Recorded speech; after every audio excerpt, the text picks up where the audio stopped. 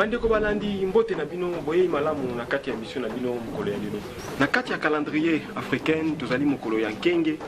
Mazomi na minei sanza ya zomi mubu mokama na tuku misatu. Tokoti na kati ya bupemi ya minei pe tozali na eleko ya kisiu. Oyo ekei na kobalana na manaka ya bapaya. Tope calendrier gréco-romain oyo tozali mokolo ya mercredi 19 juin 2019. Kasi na kati ya mokili tozali na ba événement oyo salama na kati ya mokili kasi lelo bazali bongo kosepela tope okanisa bandeko na biso ko tobengaka na lingala ba SS eza mokolo bazwa kosensibiliser bato nyonso oyo babelaka maladi ya SS tobengaka mpa na biso drépanocytose oyo elobelaka makambo nyonso ya bandeko nyonso oyo babelaka maladi ya SS nde mokolo yango biso mpe ngambo na biso tokei bongo na kokanisa bandeko na biso wana mpe tozosenga na leta na biso basala makasi mpo ete bakoka kosunga bandeko wana